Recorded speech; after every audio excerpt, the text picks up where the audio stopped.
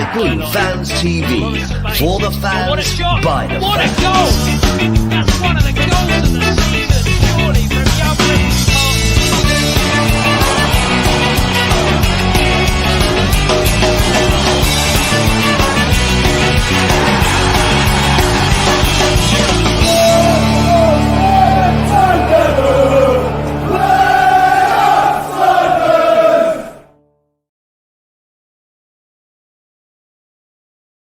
Very good evening to you. Welcome to another edition of Sky Blue Fans TV. We've got plenty to discuss, haven't we? We're into the next round of the Cup after beating Oxford by a goal to nil. We're going to discuss a fantastic draw. The next round, and of course, we've got Tottenham. We'll be discussing that. Their first ever visit to the CBS and obviously Premier League side, so it'll be interesting. Hopefully, it'll be a sellout as well. And then we'll obviously be discussing the Saturday game, league game against Norwich at the CBS, which is coming up as well. So plenty to discuss. Got two guests on as well to discuss with us. And also our regular Claudio. Good evening. Good evening. Good evening. How are you?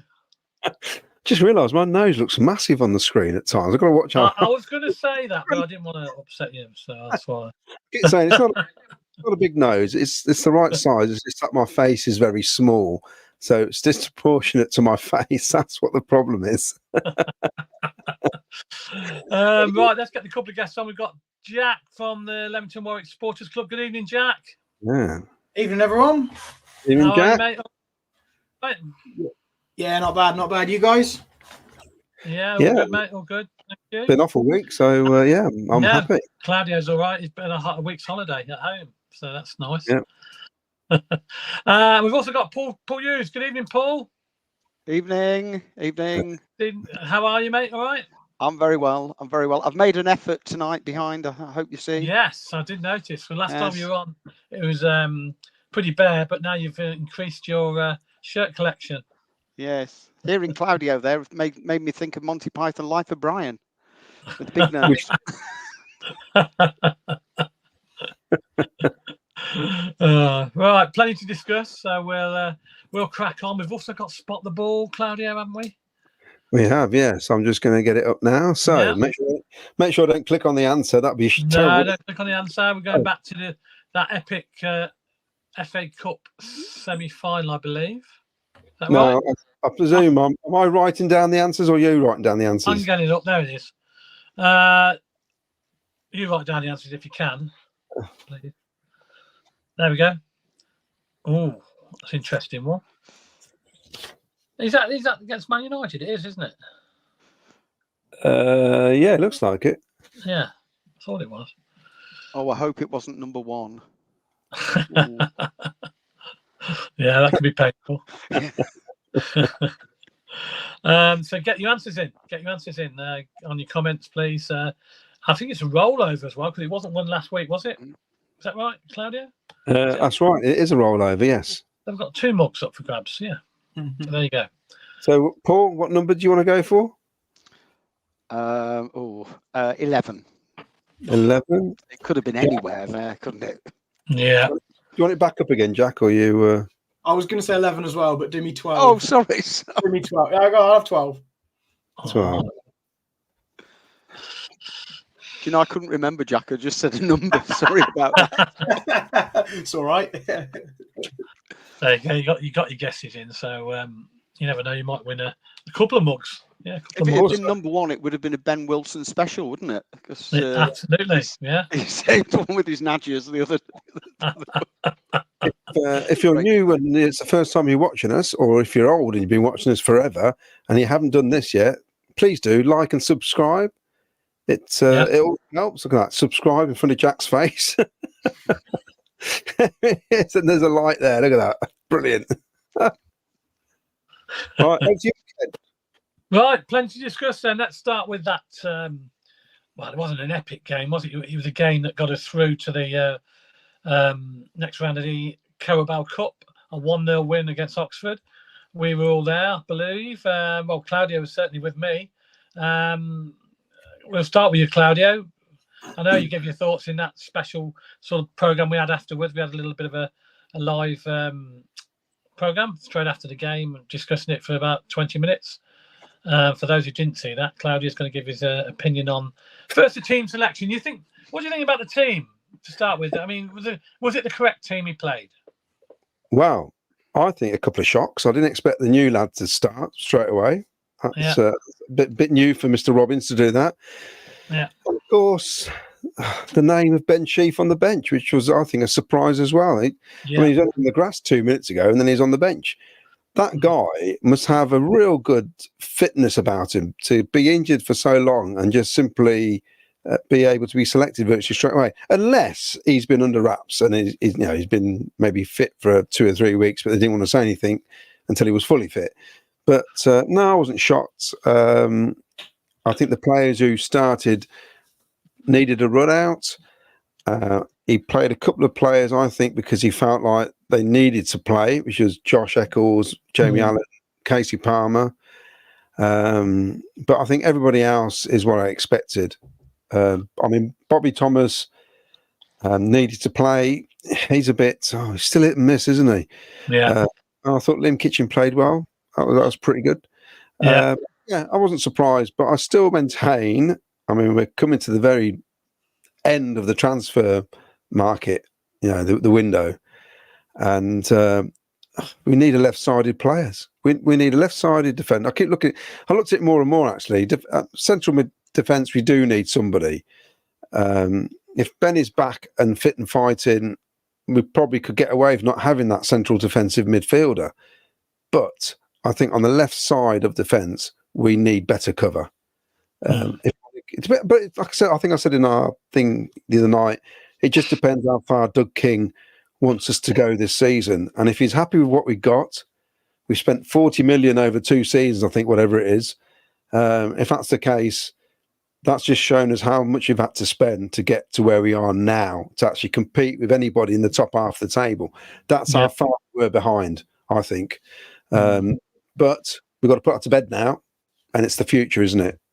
And I know people say I put the thing about Yeovil the other night where I says, look, 7 years ago, I'm not going to state the obvious. We can't keep saying, look where we were 7 years ago. It's the future. We've got to look ahead. Put all that behind us, look ahead, and I think we need to start it from now, basically. Yeah. This is the beginning of what could be something magnificent, I think, for this club.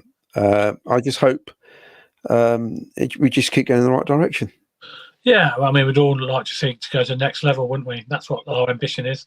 We all need to go to the next level, and it'll be interesting to see, as you say, whether Big Doug puts his hand in his pocket again and gets a couple of players in before the window slams shut. Be interesting, but we definitely need a couple of players in, I still think. Defender and probably a midfielder as well. Jack, good evening, mate. How are you? Yeah, all right. Good. I enjoyed the game. Yeah, what was your thoughts on the Oxford game? Yeah, I mean, my initial thoughts when I walked out were, well, that was a bit underwhelming, wasn't it? But looking back at it, we had a couple of chances cleared off the line. Yeah. Or, good saves, really. The goalie seemed to pull out a couple of great saves when we went 1-0 up. And looking back, Asante could have had a hat-trick, potentially. I'm not saying he definitely should have, but there was the potential there. But at least he's got one. That's the main thing. Bassett looked a threat, didn't he? He looked quick. Yeah. I was very impressed with the new guy up front. Yeah, absolutely. He's got pace, he's got strength, he's got height, he's got everything you want a striker to have. Let's just see where his shooting boots are at when he gets chances. That'd be exciting. Yeah, it will. I mean, I say hopefully he'll get his chance. Hopefully sooner rather than later, because he did look impressive and he looked like he could play in our sort of system the way we play. He looked suited to it, if you like. But I agree, we probably should have won the game 3-0, really, at least, the chances we had. Yeah, it could have been, absolutely. Yeah. Evening, Paul. Evening, gentlemen. How you doing? Not too bad, mate. What was your views on the Carabao Cup game? It was a mixture, really, because one, I would agree with Claudio with saying that with Ben Chief. I think he's been shown on the unseen in the background on the grass for a couple of weeks. So I think he's been building his fitness up, but I think he's a very fit lad. The difference in the team with Ben in the team and Ben out of the team, the confidence seemed to go through the team. Claudio, your classic line of Bobby Thomas couldn't pass wind until Ben Sheaf came on, and you could see the team lift with confidence. Definitely see the difference, couldn't you? The gaffer was back. That is our greatest strength. My one worry is that he's always going to have one or two injury bouts. He's had one right at the beginning of the season. Does that mean, we're going to be blighted? That's my worry about the cover for Ben Sheaf. I thought, all in all, we should have, as Jack said, won perhaps 3-0, but we still tried to give it away in the last 5 minutes, didn't we? Yeah. Absolutely. And that lad Bissett, I think that's probably the best debut I've seen since Robbie Keane or Stuart Pearce. Stuart Pearce was what a debut that was, but he's right up there. He's got everything, and the arrogance to turn around to the City fans. It's his first game. He's on there and just say, "Come on, come on." I thought that showed something about that lad's character, and that really impressed me actually. That he was he's got that. He seems to have a lot of fight, and him and Asante, I seem to think they gelled together quite well as well. Yeah, absolutely. I probably agree with that. I thought, I was impressed with the guy up front, the new guy up front, Bassett, and I thought he put himself about. But yeah, I still think we need. I was going to say one concern also with that team is that Milan. I mean, I love Milan, though. A few times he had to put the afterburners on because he found himself out of position. Yeah. And that was a concern to me. That and I think that was just all of when before Ben Sheaf came on, when there was Alan Eccles, and my opinion of Alan. I'm sorry, I love Alan, but he's a Division 1 player, he's a League 1 player, and Eccles is a cover player. And with Palmer just doing what Palmer does, the lack of cohesion in the midfield seemed to affect the defence. And I think that's why they get caught out, because we play very offensively, which is brilliant, but that means we're a bit leaky at the back. Yeah, it's what's interesting, Paul, is that because me and Ken, the team were in the box on Tuesday, and my wife came as well. The lure of the box did it, of course. Yeah, indeed. Yep. Bit of corporate. She enjoyed it, didn't she? Yeah, she really enjoyed it. So she's watching it as somebody who doesn't normally watch the games. And her take on it was the first time she said, "There's a lot of walking about." And I thought, you're not wrong there. And our midfield's doing a lot of that walking about. Then she came out with, "It's a bit slow, isn't it?" I thought, yeah, it is a bit slow. And then when they started singing the Ben Sheaf song, she said they need to sing that about Sakamoto because he is here, there, and everywhere. She thought Sakamoto was just fantastic. And I was watching his levels of work in that 20-minute spell. It's ridiculous. He never gives anything up. But that's the sort of team we need, isn't it? We need a team. He lost the tackle, didn't he? He lost the ball. And he chased it back 30 yards to get it back. Yeah. And I thought, brilliant. I thought you're right, Caroline. You need to come on this show. She does. Yeah. But for me, I mean, we're getting rumours that Casey Palmer could be off to Hull City. If I'm honest, I don't care. And that sounds a bit harsh. I'm not that bothered because if he never played another game for us, it's not going to affect our season, I don't think, whatsoever. That's how I feel at the minute. I've not seen enough from that guy as far as I was concerned. I just feel to me, it's a bit of a show pony. I mean, we've got about 4 or 5 players in our team who love a step over.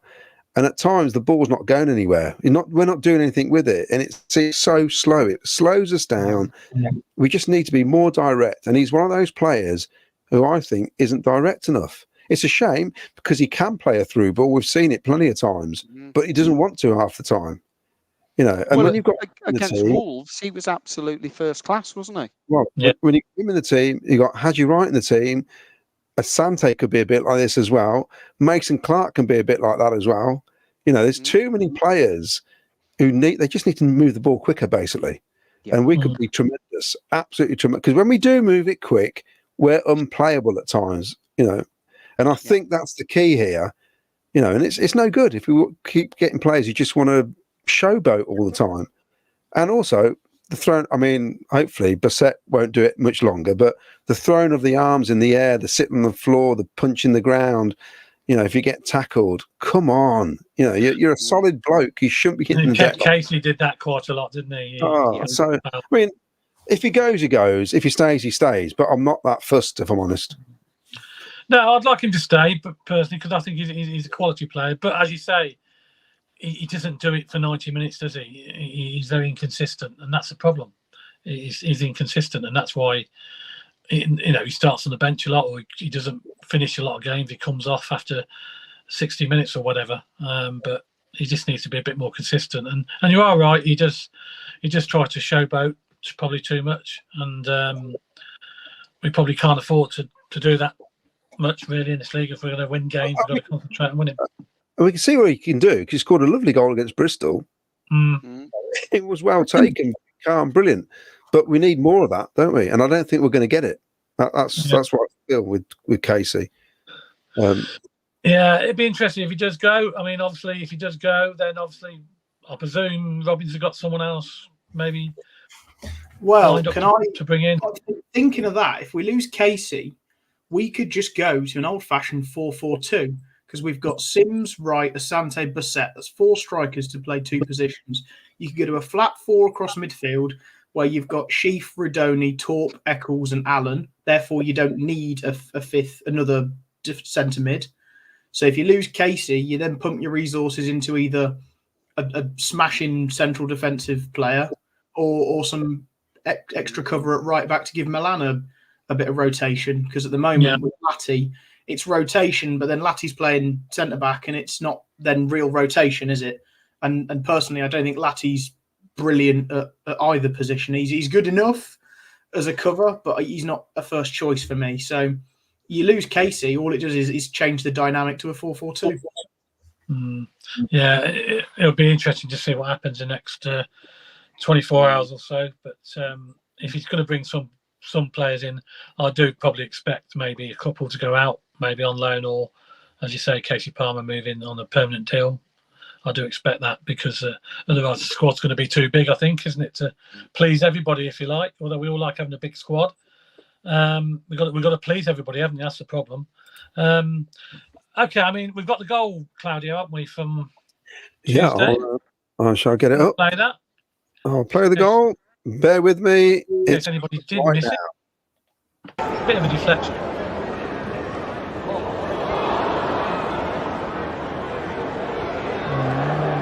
Oh, come on.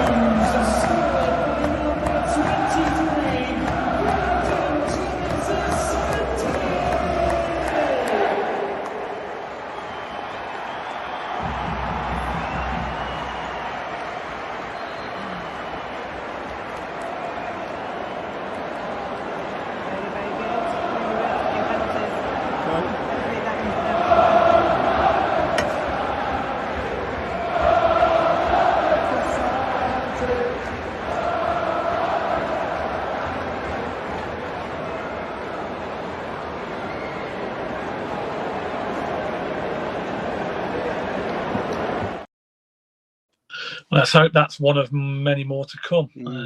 Took a bit of a deflection, but I thought overall he played well, didn't he, Claudio? I think he had a good game. I think he reminded a bit like Taron Huckabee, really. He does run into trouble a lot. He doesn't get caught offside as much. But was that me No. going, "Oh, come on, please"? I was about to say, was that you moaning, and all of a sudden we scored? Because he was right next to me. And that was the view from our box, which we're there.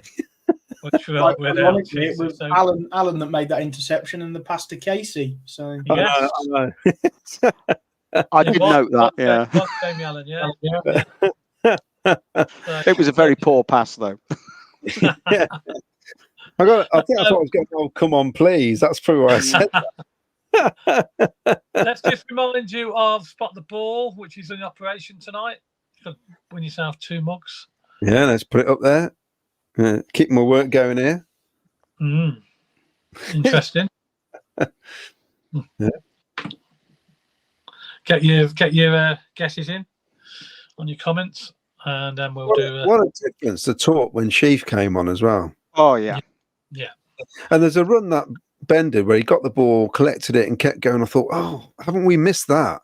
He was just direct, just ran straight at the defence and played it out wide. And I thought, but why don't other players do that? I don't understand. When you got the chance to be in the team, and I mean, Mark Robbins alludes to this all the time about how we're not progressive enough and we're too passive. That's exactly there was a number of times, Claudio, that Torp played a ball. It was before Ben Sheaf came on, and he just threw his arms down in frustration, and that didn't happen when Sheaf came on. We're a different team, and they seem to be on the same wavelength. Yeah, but the trouble is, I think as the season gets on, he's going to pick up bookings and suspensions, isn't he? And he's going to miss a few more games as the season gets on. He might pick up a little injury here and there. So we've got to have cover, haven't we? We've got to have cover for him. Yeah, and that person's got to be, quality. It can't be just anybody. It's got to be somebody that can fit in and do the job he does. Right, I'm gonna have to get some comments up. I think Ken. Right, I won't read out all the spot the balls, but we'll start with Sam Hayworth. I'll try and put them on the screen. If I don't, I'll call out your name, and you know who you are. Sam Hayworth. Even all, has anyone seen Sakamoto's interview for CCFC? Broke 3 bones against Preston. Comes across as a man on a mission, wants to be the best he can, and loves the city. Yeah, I haven't seen that interview yet. No. It's brilliant. It's brilliant. It's brilliant. Is that on the unseen bit? It's his the Lodge Diary. Oh, okay. All right. I have to watch those. I tend to skip over those. I don't know why. I just maybe I should start. He comes over really well. He does say that he's looking for a decent Japanese restaurant in Coventry. Good luck with that one then. Well, Shin Ramen's not bad. Yeah, there is one Shin Ramen. It's a Priory Place. Oh yeah, well, tell Tats because he's looking for one. So Mick Davenport, we were poor first half again. We can't do this Saturday. No, you're right there. This is from Gibbo. Evening, Gibbo. Transfer window closes tomorrow. Strong rumours KP45 being linked to Hull. We still need 2 in. Of course, Graham Cockrell. Hi. I never got to the FA Cup final, but I'm looking forward to playing Tottenham at the CBS. I think we can get a result. We'll discuss that in a bit. Yeah. Mick Davenport reckons Sheaf needs to start Saturday. I'll tell you what was interesting. We were fortunate to have Dave Poddy in the box with us. And he looked at the team sheet and he said, Sheaf to come on with 20 minutes to go to see if he's fit for Saturday. That's what he said. Yeah, and that's exactly what happened, isn't it? It's exactly what happened now. The intelligent guess, I don't know, but he was bang on, wasn't he? Yeah. This is from Glenn. He said this is from a local Hull journalist. Casey Palmer to Hull City is a link. That's some truth to it. The attacking midfielder could well move to MKM Stadium from Coventry City before tomorrow's deadline. Yes, I put this up earlier. This is Gordon Tully Art. Craig Tully, he did win the mug. I actually tried to search him and I couldn't find him. So if you could, Gordon, you've got my details. Send me his address and we'll send it to him. No problems. Yeah, send me your address. I mean, I am up to date with all the deliveries. So if it's gone out, you haven't. I've not got his address. I haven't got it. Okay. I'm looking for it. Lee Dan, evening, Claudia. There's nothing wrong with your nose, brother. Never put yourself down. We're going well at present. Better start to the season than last, which shows progress. Paul Cutterford. Oxford was a shambles again, with Eccles and Allen showing very little as a force going forward. It was no surprise that the game changed when Sheaf came on for the last 20 minutes or so. Yeah, 100%. Paul also says we have to bed Torp, Sheaf, and Rodoni and fast Rudolph, or whatever his name is, coming in strong. We have our friend Wayne. Good evening, Wayne. Good evening, all. Oxford game was underwhelming, but we got the job done. All these cup runs cost us through the long run. The new fella looks like he could well be a real asset. Impressive debut. Yeah, very impressive. I thought he was fantastic. Ian Small is flying in again from France. That's incredible. Ian, you might as well just move back over, mate. He misses it. And saying we missed out on Madsen midfielder. We opted for QPR instead of us. A strange decision, but probably money swayed his decision. Thought he'd come here, as you know, as Torp and Van Eerik. But yeah, it's got the pull of London, haven't you, as well? You've got to remember that. It does make a difference. I mean, why is there like 100 people playing for Chelsea? Mick Davenport, Bassett reminds me of Gyökeres in his first year with us. Let's hope he's as good as.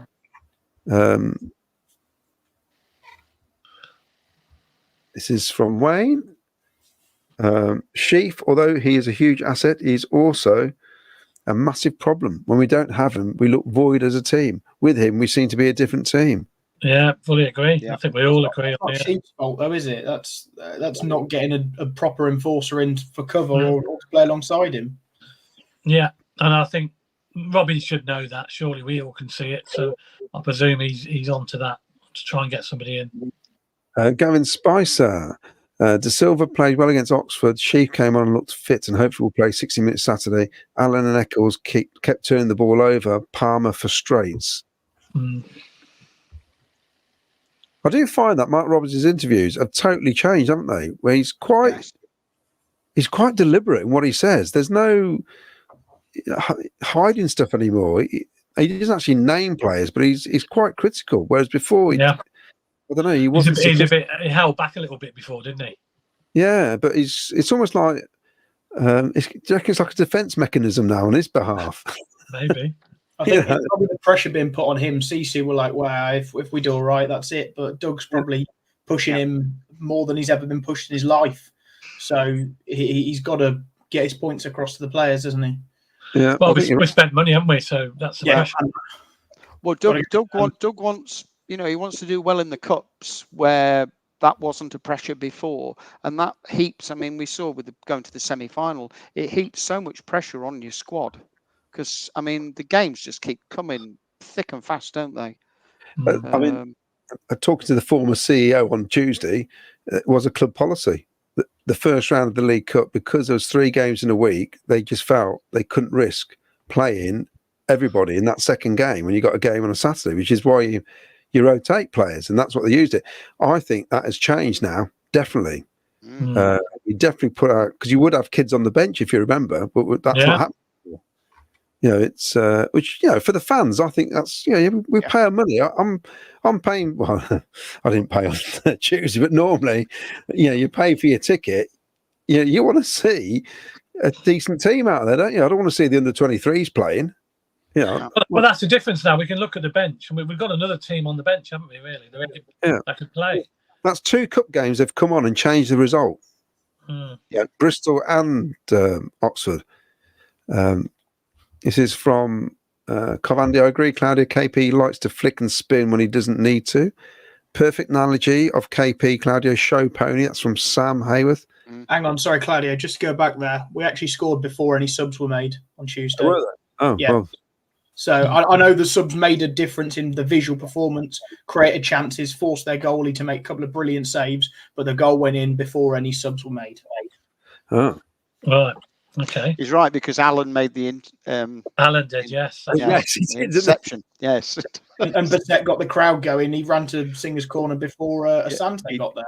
Yeah, he did. That's true. I like his attitude. I tell you, that passion is brilliant. Can I say, Jack, beer was drunk in the box. So, yeah. Yeah, I'm still had a couple of beers. Come on. Have you not hack it? No. Merriman, have you watched Sakamoto's Skyblue Lodge video? Can't not love the guy. Wow, his English. I'm going to watch that, I'm definitely. going to have to watch that because I haven't seen that either. No. I do love South Korean, Japanese players, Chinese players.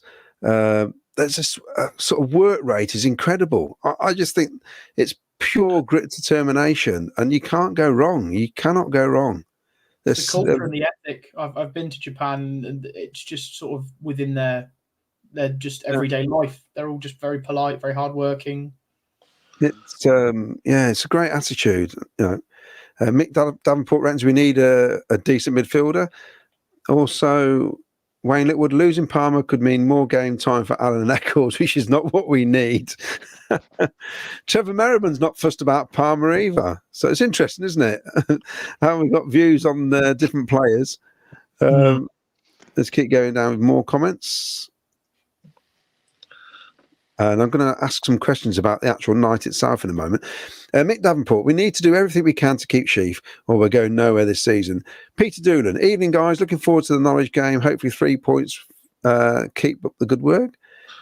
Mark Robbins is on. Mark Robbins. P45 is a nice player to have, but not an essential player. Still think we need that midfield player. It would be funny if it was Mark Robbins, wouldn't it? Paul Cuttyford, I put Sakamoto interview on Sky Blues Fans TV Facebook page. Maybe take a look. Thank you for that. This is Ralph. Danny's pure quality. Hopefully some of the other players can learn from him. He had a nightmare getting a ticket for the game in the end, and I'm not sure he managed it. It was awesome. We're going to talk about that in a minute, about the nightmare scenario outside.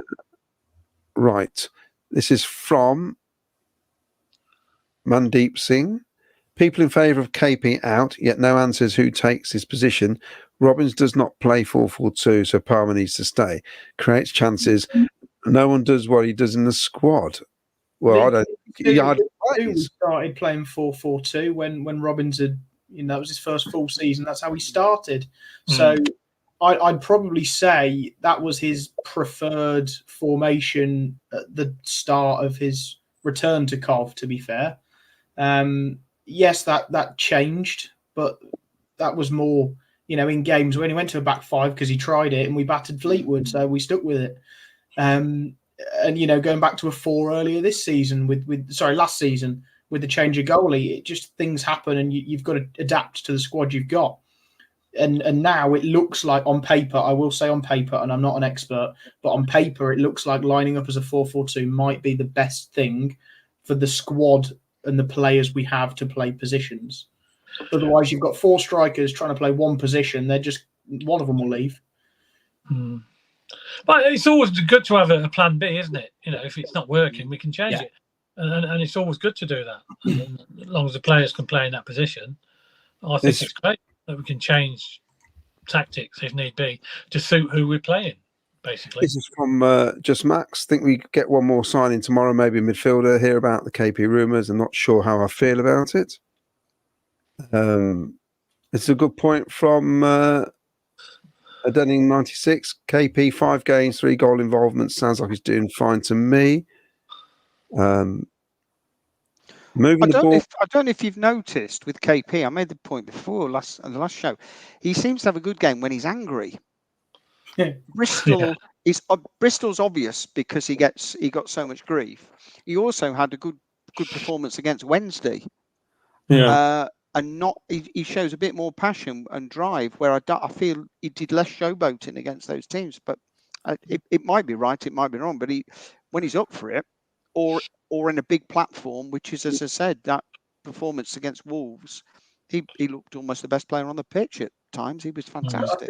I think as well, it's getting left out and brought on with half an hour to go. He's got 90 minutes worth of energy and anger to spread across 30 minutes on the pitch. So, yeah, I completely agree. And I think sometimes he actually looks better off the bench with that attacking drive and that anger almost. Yeah.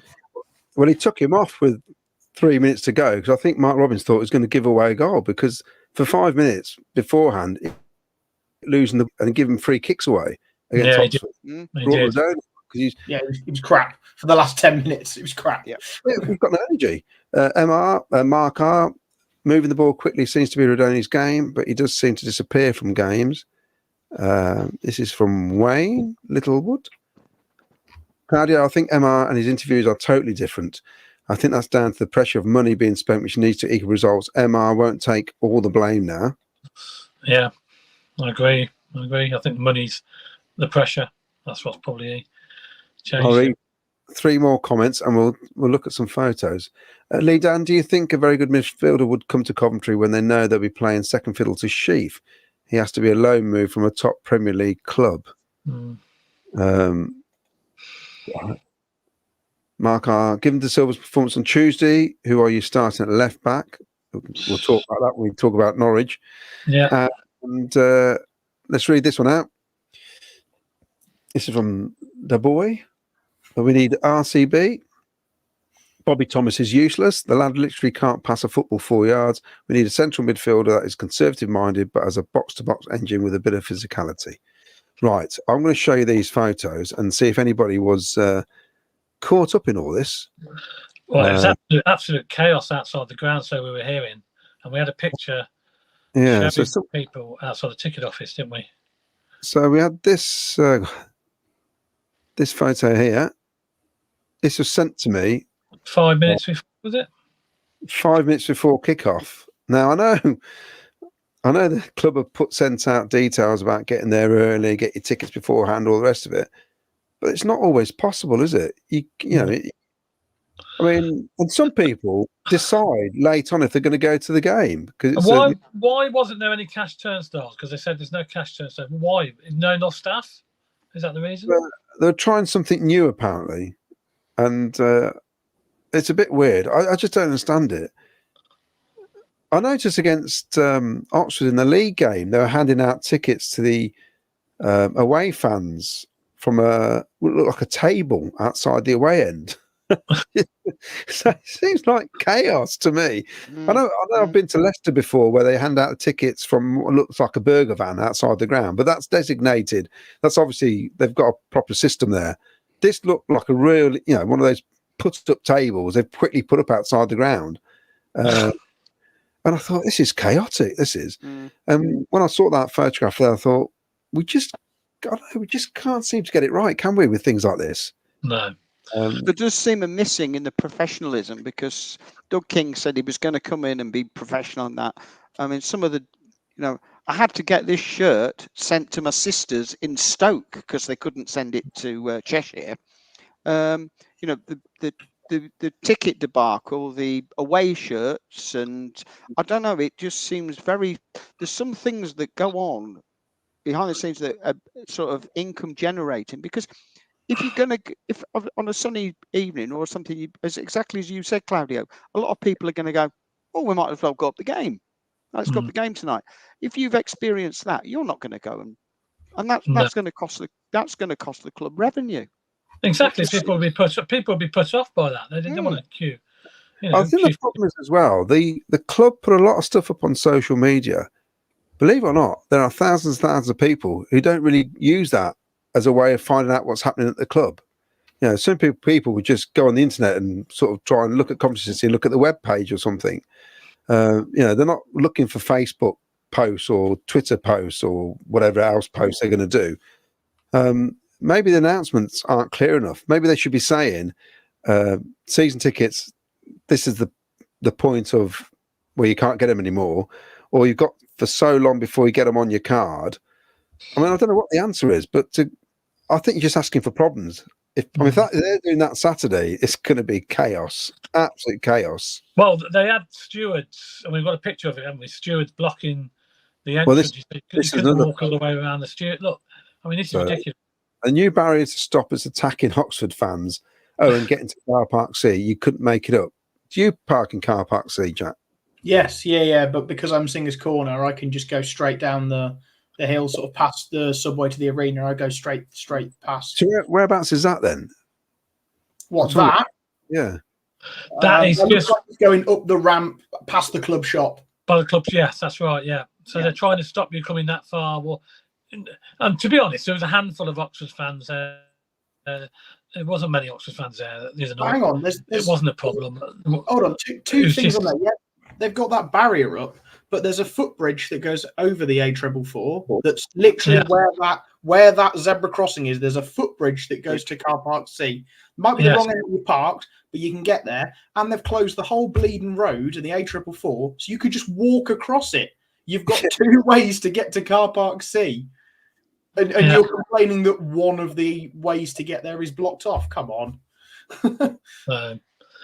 But I mean, there wasn't. I mean, the start of the season, you could walk all the way around the ground, no problem. There was no barriers. We could walk all the way around.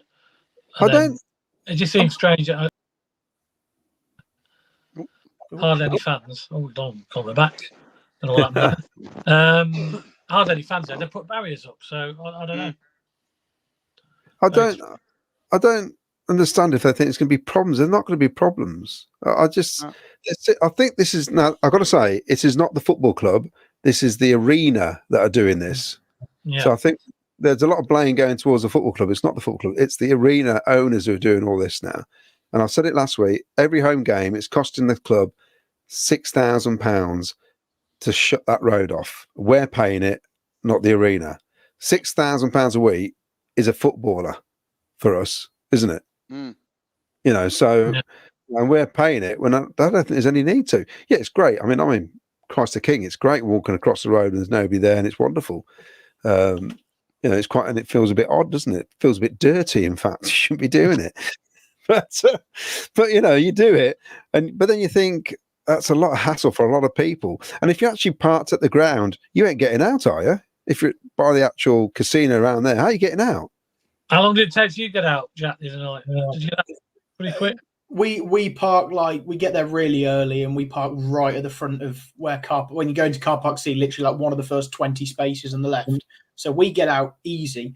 The problem now is because they've closed the road, everyone that would have turned left turns right. And then because of that, 2 lanes of traffic that would be moving is now 1 lane of traffic. So it's essentially doubled the amount of cars that are in 1 lane, not 2. And you've got, it doesn't really work. And then obviously when you turn right out of Car Park C now, the A444 is down to 1 lane going towards even the Lockhurst Lane roundabout. So it's slower, but that's more because of the roadworks that they're doing on the Fosel Road roundabout than anything else. Yeah. It's interesting. I mean, I got back to our car park late, so much so that the owner of the car park had to let me in. You were locked in? Yes, well, he generously waited for me. I thought it was quite nice of him. So I did yours bit, Ken. Yes, I was only an hour late, though. I'm not. Well, it's not our fault, 'cause we went to the players' lounges afterwards and it just took forever. And in the end, I went, I'm just going. This is ridiculous. Well, it was a good 15 minutes after you went before we come out. And I had to get back. And it was a quick, brisk walk back to the car park. And by the time I got there, I'd given myself shin splints. And Caroline was just laughing her head off, saying, "You're ridiculous, getting injured walking back to the car." But yeah, it's an issue, isn't it? I mean, I'm going to read some comments out here. I'll get down to them. Let me get to these comments down here. Bear with. I saw one from Wayne, actually. Right.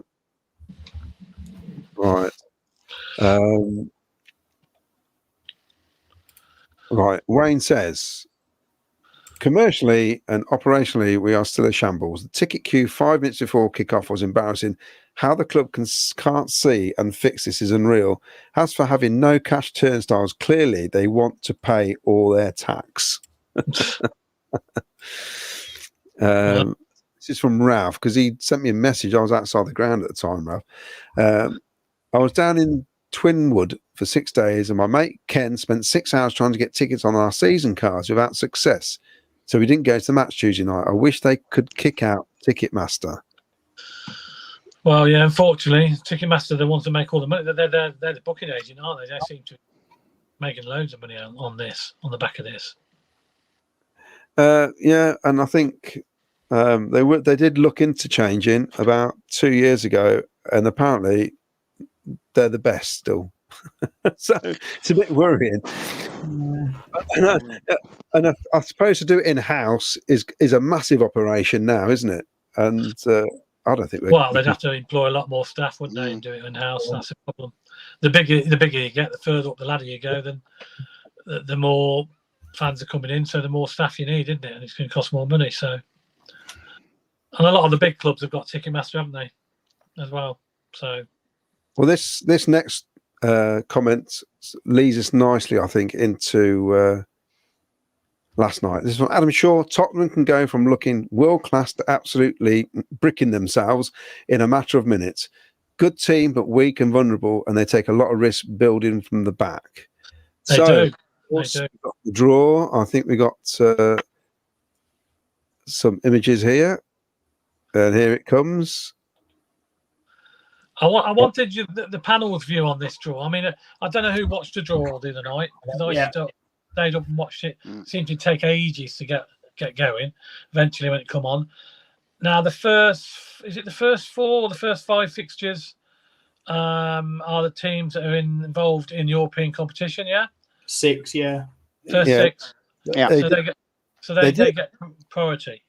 No, they did a pre-draw, and the idea was the 6 clubs who are, because of the way it clashes with the Carabao Cup fixtures, they drew them to make sure they didn't play each other, because they can't play each other because of the Champions League's fixtures. Hang on, right? Just on that. That can't be true.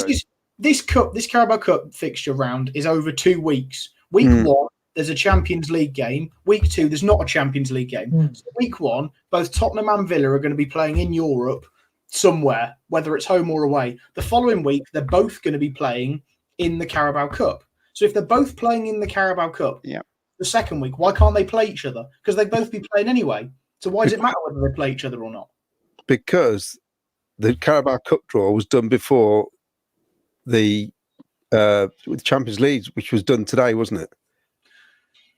Yeah, but there's still the only difficulty would, well, even that is that if they're playing whatever it is, they're either if they're playing each other. Tottenham could be playing Villa, but Villa are playing somebody else. I can't remember quite who they got. They got Wickham. No, not Wickham. Is it Wickham?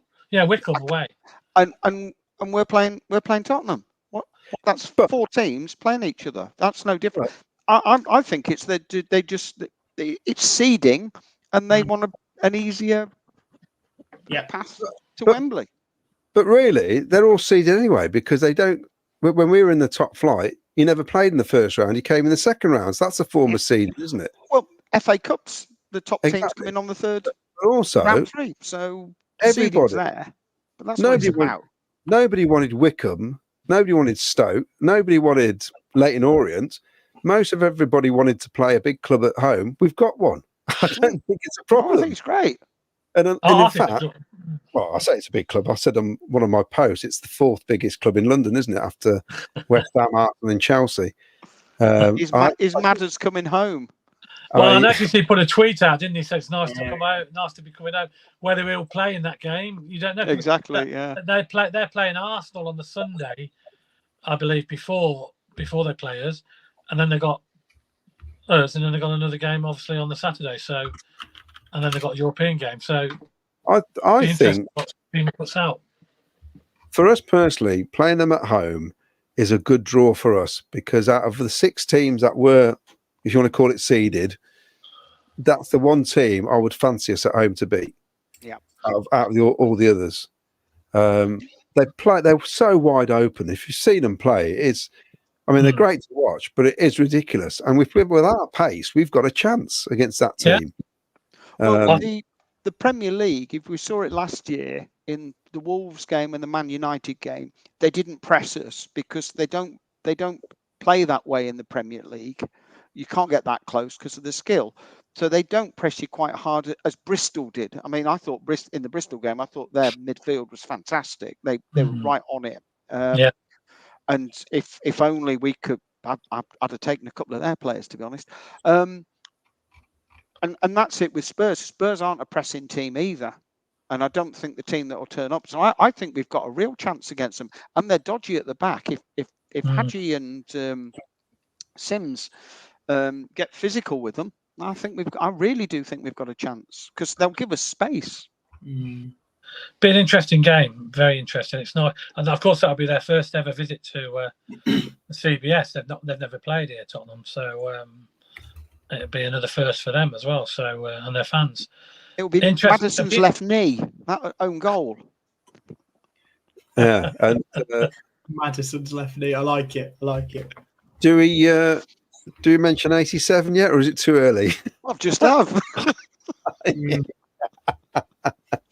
I know. It's going to get. They're going to get wheeled out, aren't they? Now the boys are. Yeah. No, it'll be interesting. It'll be interesting how much they charge for tickets because obviously they've only charged 15 quid for the Oxford game. He's obviously going to charge a bit more, isn't he, for the Tottenham game? Oh yeah. It's going to be a sellout, isn't it? They do an agreement with the away team. Yeah. So I mean, 15 quid a ticket for a Spurs fan, it's like going for nothing, isn't it? I think it could probably be more like 20 maybe for this one, maybe 20 pound maybe. Might. Well, yeah. I mean, you might not. You might just keep it at 15 to get the ground floor because it'll be on telly, and there will be still people who can't make it midweek, and if you put it up too high, they won't go. No, you don't want to price it. You got to price it right, haven't you? Yeah. You know, it's one of those. I think just if he does it at 15 and £10, the ground's full, and that's what he wants, surely. Yeah. Yeah. And really, they need to. I mean, we're at the corporate. We're the only box sold that evening in the top tier. Top tier, yeah. Believe it or not. Yeah. So stack of boxes. The pricing quality is all over the shop. Yeah, and I feel like it's just weird that it's not being addressed to try and because when you're sitting there and you look around us, I'm thinking it's ridiculous. This must look terrible from the other side. Well, it does, I know, because I normally sit the other side. Yeah, just empty seats. Yeah, so that street bar hasn't took off, has it? Because they've got that on Facebook. They're trying to push. I noticed they had it on the advertising boards as well, didn't they? Yeah, it's 1,500 quid a seat for a season.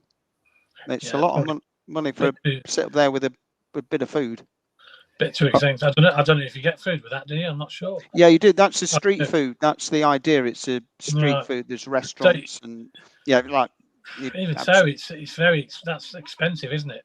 It is very expensive. What exactly is street food? Is it burgers? Well, if you've been to the Philippines, it's something that gives you the the running trots, as I found out to my It's so gimmicky, isn't it? It's food without hygiene. Yeah, I mean, absolute nonsense. Street food. Yeah. When you ever eat up street, burger and chips. I think. Yeah, I just think they need to sort that out because well, they won't have a problem against Tottenham because you get there'll be loads of Spurs fans buying the boxes. That's what'll happen because they're only going to get about 2,500 tickets, aren't they? 3,000 max. Yeah. Because if they put the partition in below, they can't change that for the game, one game, can they? No, they can. No, so it'd be interesting to see what they're going to do there. Yeah. So you'll get some plastic Spurs fans in the home end as well, I'm sure. Oh yeah, without a doubt. I've had a couple of messages already, and yeah. So it looks like it will be on the. I think it looks like it's going to be on the 18th, doesn't it? I think the Wednesday. That's what they're saying. On the Wednesday, it'll probably be a Sky game as well. So 8 o'clock kickoff. So I presume it'll be live on Sky. So that'll be good. It's all money. It's all money for the club as well, and it's going to be an exciting game. I think out of all the teams, that's a good side to have at home. I think it should be a good, entertaining game as well. Yeah, definitely. And to be honest, I can put up with Tottenham fans more than the other ones that are in that lot. Well, talking about entertaining games, let's spot the ball up again for us. Oh, hold on, just put this. Mark R said he left the car park at 10:30 on Tuesday. So spot the ball. I'll put it back up again. In case anybody's not had a go yet tonight, we've got to spot the ball running. There we go. Make your selection. Ball's high, hidden behind. I am writing down, and if I don't get them all before the end of the night, we'll still get in touch with you. I'll check through them. It's a rollover. We've got 2 mugs to give away. So Also, this week, I should put this up really, shouldn't I? Yes, I was about to say, when's your next podcast? I've done 15 episodes already. Ian Wallace and Mick Ferguson, were they our best ever strike partnership? That's what me and Jim have been discussing on the Sky Blue History podcast with myself, Jim Brown, and of course he's the Coventry City Football Club historian. And if you want to talk about any subject, I know Paul's been in touch before. Please do. We're happy to discuss anything, any period. That was my suggestion, actually. The Wallace and You're Ferguson probably. one. I was about to say, Paul. Do you agree with that? Wallace and Ferguson. Yeah. Yeah, definitely. Though it was, well. I mean, both of them. It's the strike rate. That's what came. I always thought, and I've got reddish hair, and so at school. Ian Wallace was my absolute hero. That's who I was in the playground. I was Colin Steen, and then I was Ian Wallace. Jack's a little bit too young to remember. Yeah. All this. Jack. I was going to say, surely our best strike partnership was Yakubu and Marcus Tudgay. They graced the pitch together. They unstoppable for the medical team, more like. I mean, the thing that Jim Brown says, they went to a goal every other game. It was 1 in 2. The strike rate, it was just unbelievable. Mick Ferguson had a really good strike rate, but he was never he was always injured. I don't know what was going on, but he was always injured. So I'll read out some comments. More comments.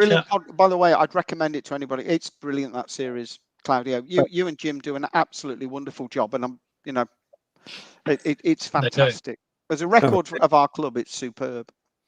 Cheers, thank you. If I'm honest, I think that's why Jim wants to do it, because it's all well and good having books, but if you've got something visual and something audible, it's a lot better, easier to keep. Basically, it's there, isn't it? Delete. I've asked. The next one I've asked for was Reggie Matthews, because it was one of my mum's favourite players, and she loved his curly hair. So there you go. Or wavy hair. So well, he was the first goalkeeper to play for England who played from the 3rd division. So 3rd division, yeah. What a player. So this is one from Wayne Littlewood. Can we all agree that Oasis making a comeback is better than 3 points? I've got to say, Wayne, I've been a little bit, I'm really looking forward to it. I know, there's some people trying to pee on my parade, but I don't care. It's if you like something, you like something. And I just have got great memories of the mid-90s and all that sort of Britpop. It was just a great time. Although I was in my late 20s, it was just a brilliant time to be around the British pop scene and a big part of it.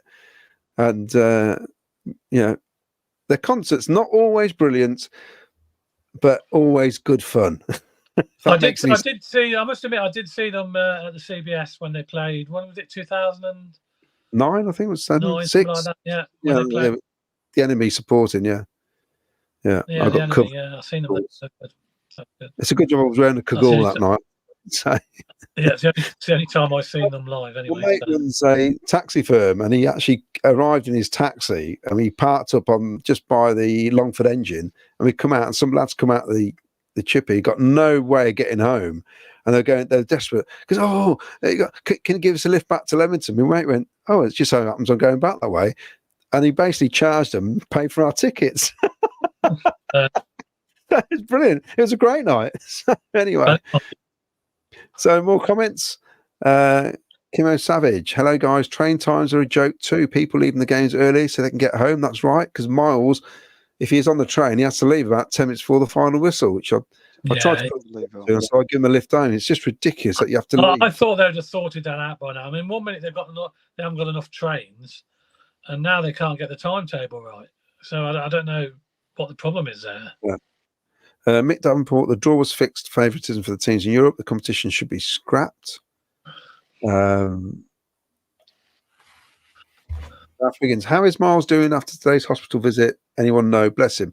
Yes, well, he's had his nose reset, is what he's had after his fall. So hopefully all is well. And he was coming on, but they just happened to they were doing it today. That's why he's not come on. But he's under a bit of anaesthetic and stuff, and he wasn't feeling very tired under the anaesthetic. So he'll be back next week, I think. Hopefully, he'll go well. He looked fit on Tuesday, didn't he? And he ate his chicken dinner and his dessert and his starter. Yeah, he looked okay. He'll be back. He's not far away. He has a lot of I'm keeping count here. Do you know that's 27 times you've mentioned you were in a box, you two, by the way? If you're just going to if you're just going to big time Charlie this all the time. I wasn't going to mention it. It's like box bingo here. I'm taking you to the game on Saturday, so you're going. Sorry. More of it. You're not in the box, by the way. You're not in the box. Yeah. Saturday. Oh, not yet. You never know. Not yet.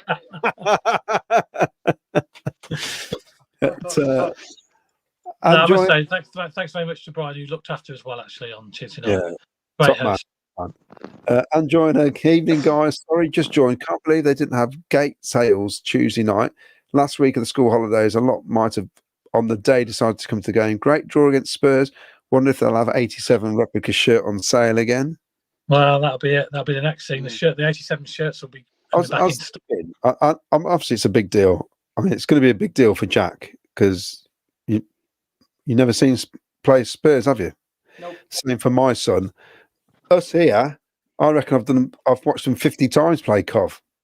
Yeah, I've probably lost count. Probably not as many as 50. Probably certainly 40, maybe 30, 40 times. Yeah, it's weird. So I see the draw and I think Tottenham. I keep forgetting we haven't played him in the league for years. Well, you know what I mean? The Everton friendly. I'd only ever seen Everton because it was Marcus Hall's testimonial. I'd never seen Everton. I've still not seen them in a competitive game because that's two friendlies. I bet you've all seen them 30, 40 times. Loads of times, yeah. The first time I went to Goodison Park, we lost 6-0. Played in the red kit. Marvellous. Bob Latchford scored a hat-trick. Fab. And there's only a certain amount of Premier League teams that have actually played at the CBS. There's not many. And then Tottenham's one of them. Your Liverpool, your Man United, your Man Cities, all them lot that have never played here at this new CBS. So, and if you listen to Harry Roberts talk about his footballing career, just watch that game. That's all I'm saying. Against Everton, he had a shocker. Mind you, he was marking Bob Latchford. Ridiculous. I mean, Harry's about 5'5" or 5'6", marking a 6'3" centre forward. Good old Cov. We used to get it wrong in defence in those days as well. Mick Davenport reckons it should be the other way around. Top teams play from the first round and smaller clubs coming in the third round. This is from Cody Gibson. A lot of talk about the cup, but I hope we keep in focus on the league and not cup runs. What are everyone's thoughts? The only good thing about this, it's all over by February, isn't it? So it's wrapped up. Yeah, it's out the way, isn't it? Plenty of time. Plenty of time to concentrate on the league, haven't we? And we haven't had a good run in the League Cup for a long, long time, have we? So, I was going to say, take Middlesbrough from last season. They got to the semi-final, played 2 legs in January, and it meant they'd got a clear run for the playoffs. I know they missed out in the end, but that wouldn't have hindered their playoff run. No, not at all. It does mean you got a semi-final where will there still be international matches? There's no African Nations Cup and all this malarkey, is there? And I think I asked that last week, didn't I? Paul Cuttiford, Spurs will play fringe players and under 23 players because of Champions League games. So why the preference for them and the other 5 teams? This is from Mark North. Guys, I'm from Coventry, but live in Northern Ireland. Coventry City forever. Please to join us, Mark. Yep. Thanks for watching, Mark. Please like and subscribe if you haven't. It costs you nothing to subscribe. There's no fee. It's all free. Steve Etsby, I think the idea of the seeding is to give the smaller teams a better chance of playing a top team. Yes. Yeah, that's not how they pitched it to us, though, was it? No. Your song will mean more against Spurs. Oh, it's the first time against them. Yeah. Right. Alison. But now, our eyes met across the stand, didn't they, Alison? Yes, they did. Yeah, we spotted you up the stairs with us. It was hot dogs, burgers, and buffalo wings. You also get a free drink. Well, there you go. This is Mark Harrington. Our club is now too big for Time and Scope to market hospitality. We need new marketing recruit. Interesting. That'd be interesting, yeah, because the club are always looking to change staff, and that might happen in the long run. Gareth Wilson's not having it. Oasis are has-beens. Right, I won't get you a ticket, Gareth. Lee Beckett Spurs game is 17th at 9:45. Has that been confirmed? I don't know if anything's been confirmed yet, so I'm not sure. Spurs initially put it out for the 18th. It will depend on their Champions League fixtures that came out tonight, so it will probably get. I can't see them playing on the Tuesday. If they're playing on the Sunday against Arsenal, they won't play on the Tuesday. They'll be playing on the Wednesday. I got to say as well. I was watching the Champions League draw. This is Gavin Spice. Madison returns to CBS. It should be a great game. And I know it's nothing to do with us at the minute, but it will be in years to come, I'm no doubt. But I do like the format of where you don't play the same team twice. And it's actually, I think it's quite cool.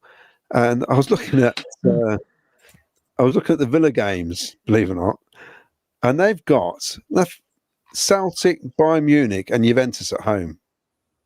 That is quality, isn't it? Really. Who they got away? I can't remember now, but they don't play the same teams away. You see, so it's right. Okay. Right. So already I've put a feeler out. Have they got more? Is there more games then now? No, if you're one of the top teams, you only play 6. The ones who came through the qualifiers have got 8, I think, or something. It's all a bit confusing, but the idea is then it goes to a knockout phase. But I just thought that's just a better way of doing it. It's more, I don't know. I just thought interesting. So it's potluck. It's potluck really when you get home or them at home or. Well, they got 3 home and 3 away, but they don't know who they're getting.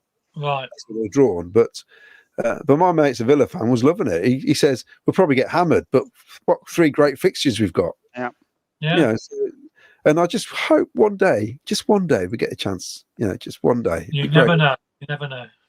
Yeah. Sooner than you think. Well, you never know.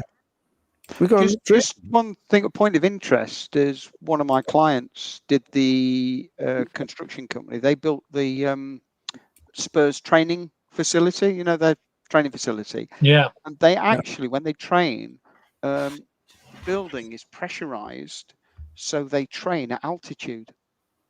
Okay. So they're fitted.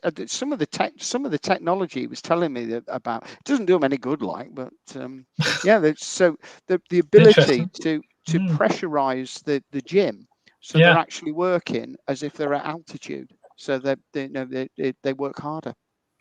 So when they come down to sea level, obviously, or wherever, if they're playing at West Brom, they'll be back up in altitude, of course, because that's the highest league club in above sea level. But that's it's just the level of science and technology he was telling me about is just unbelievable. They didn't have that at the Sky Blue Connection. I was going to say, I don't think Ryan's got that. No. I'm still writing numbers down from Spot the Ball. There's so many coming in, so I'm trying to get. Well, we'll just remind them if anybody else wants a quick go. Oh, that's it. Yeah, keep reminding them. Keep them coming. You've got a couple of minutes left before the deadline. There's the picture. Here's me having to write them down because you can't. Unfortunately, Victoria's not available tonight to write them down, so Claudio's standing in. Well, Paul's writing down the amount of times you mentioned the box as well. So it's from the FA Cup. Obviously, it's from the FA Cup semi-final. This is so. There we go. Did you not? I'm sure I shared the photos. By the way, just seeing Torp there, how good was the save the Oxford keeper made to the shot from outside the box? He made some, because he turned up. I think he thought he'd scored. Yeah. No, was that a different goalkeeper they played, or was it the same keeper that played the league game? No, that's their reserve keeper. Reserve keeper. Yeah. Yeah, he did. He made some great saves, to be fair. Yeah, he did. So we'll read out some more comments. Yeah. Right, here we go. Apologies if I don't read them all out because there's so many tonight. There are a lot. So bear with me. Still bear with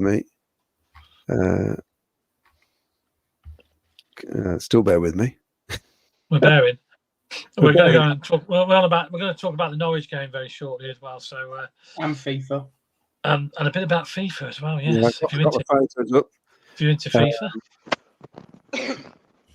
Just why Claudio's went there. I did listen to the Norwich manager today, and he said that, and they asking of their approach to us which was rather worrying, is that they're going to be on the front foot and press us in foot and press us in midfield, which is a little.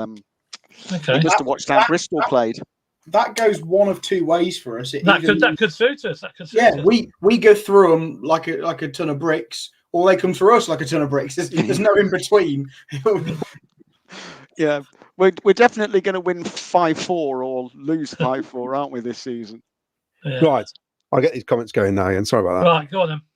So Ralph Wiggins says, go to Camden Market and you'll find out about street food. Maybe not. Lee Beckett, on about Britpop was an amazing time for music. Mark Richardson, even all PSB, let's say for 3 points on Saturday. I'll spot the ball number 3. I'll put that down for Mark Richardson. Street food is roadkill. All right, that's from Gordon Tully. Right, let's quickly get these photos up.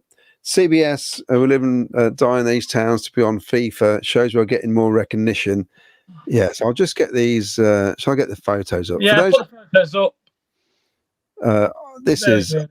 very, I mean, I'm 59, and I didn't get FIFA last year for the first time ever. And but I'm getting it this time. I mean, come on, look at this. Yeah, it's magnificent, isn't it? It almost looks real, doesn't it? It does. I mean, it is unrealistic because the corporate's full. Yeah. At 28. It's also unrealistic because in the pictures we're playing Bristol City at home, whereas obviously we only ever play them away. Yeah. But there you go. The images are fantastic. And it's like somebody says, no longer having to change the team, having to do loads of bits and bobs and changing the names and all the rest of it on the stadiums and pretending I'm playing in that stadium in Japan. Alton Road. Yeah, that's it. Fantastic. Very little. Tough game Saturday against a team we have a good record against at the CBS. Starting 11 will be very interesting to see if Thomas comes back in or Kitchen. Graham Cockrell's going to wear his 87 shirt for the Tottenham game.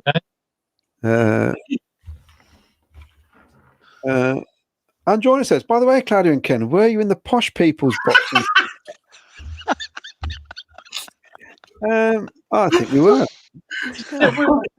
Fantastic. We had a very good evening, and it was very nice. Yeah, it's. I think we're in someone's bedroom. I think. Rewind the video if you want to hear more. Yeah. Gavin Spicer, Oasis return is outstanding. I was at university in the mid-90s. Great times. Agree with you, Claudio. Cannot wait. Graham Cockrell doesn't like international breaks. Mick Davenport, I'm waiting for the social media meltdown arguing for the Tottenham tickets. And Lee Dan says, a good cup run, great for keeping the squad playing and happy. Extra revenue and confidence throughout the club. Adam points out the CBS on the FIFA. Yes, this is coming very, very soon. It's the Dave Body interview coming soon. It's in 2 parts. He spent almost 3 hours with us doing it. And then he's in near future will be coming on here live as well, actually. So if you watch it, you can make your minds up about the interview and the bits and bobs, whether you believe him or not. That's your prerogative. But then you can come on and ask him about it.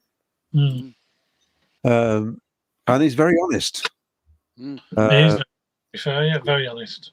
Alison, indeed, it was nice to see you all in real life. Yes, we do exist.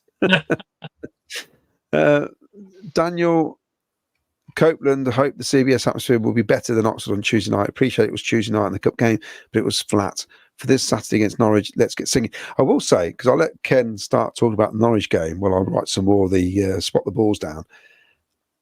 Now, there wasn't many people in there, 11,000, but it's surprising how loud that 11,000 was where we were sitting just outside the box.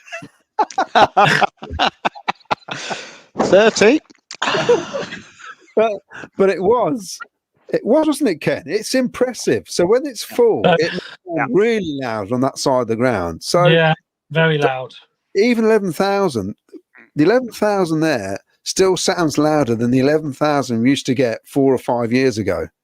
It is impressive.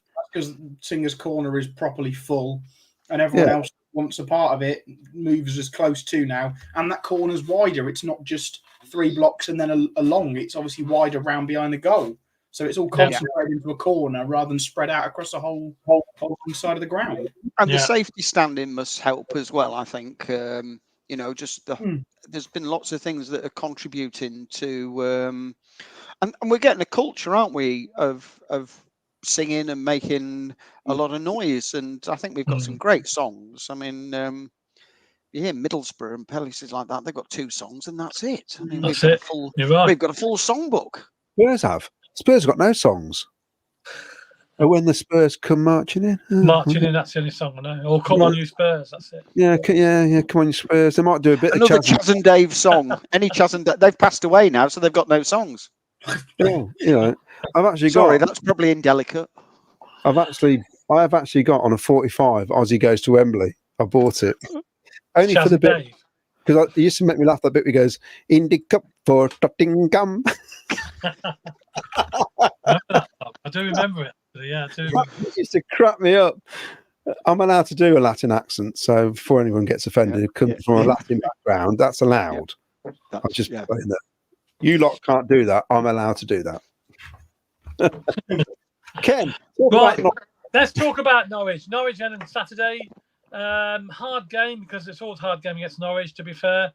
They are a good side. They've still got that Premiership feel about them, haven't they, Paul? When you play Norwich, you think... I'm very worried about Sargent. He always seems to have a cracking game against us. Can Hadji crop his teammate? That's all I'm saying, because obviously they both play for the United States. But I mean, they are a good side, but they're beatable. They have been beat already this season. So they haven't won yet, have they? They lost to Oxford 2-0 on opening day, and they've drawn both games since. Yeah, so okay, that's fair enough. Then so they're not invincible. So they're new manager, a lot of new players as well. So that might actually give us the advantage we're looking for. We haven't beat them in 10 games in all competitions. So I don't normally fancy our chances against Norwich, but we drew with them at home last year. All right, 93rd minute own goal, but you take them. And like I say, new manager, new squads, a lot of transfers in and out. So they've got a different feel. They're in transition like we were this time last year. So they're there for the taking. If we want to set a precedence and go into this international break on the back of 4 wins out of 6 games, then it would be 3. It'd be 3, wouldn't it? Sorry. Then it'd be fantastic. Who would you play then? What team would you play? Would you play the same team as the Oxford game, or would you make a few changes, which I think there will be? I'd be more likely to play the last 20 minutes team. Yeah. I felt that with Sheaf there, I'm more confident with Bobby Thomas and Kitchen. That's Binks is, Kitchen and Binks. I wouldn't be worried about that either. I think Chief will play on Saturday. I think he came on for a reason.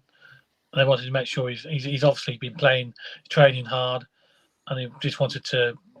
I'll be very surprised if he names him on the bench again. I think we need him in the team.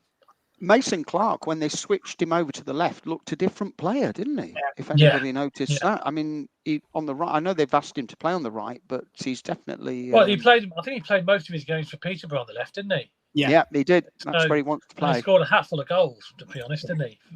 I thought he looked a lot. He's a bit of a menace, so that's what we want. He did a great bit of skill, didn't he, when he flicked it up and knocked it up and kept going with it. That was brilliant. Yeah. No, he's definitely better coming in on the left. And I think that's why they signed him. Oh, I like your mug there, Paul. Nice bit of. Product placement. That's what you could win. That's what you could win if you spot the ball right tonight. We'll come to that in just a minute. I've got a rainbow. Claudia's been writing all the numbers down, haven't you, Claudia? Hopefully. No. Here's a question then regarding Norwich. Now, no looking. Bit of a quiz here.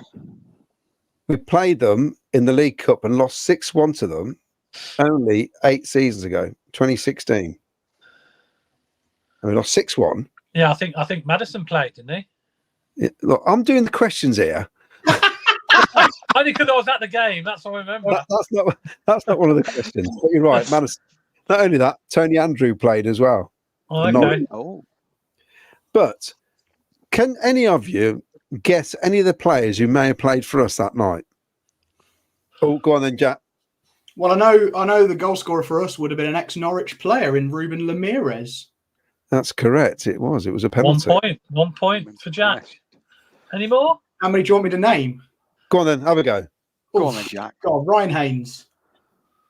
No. No? No. Oh, great. Would Lee Burge have played?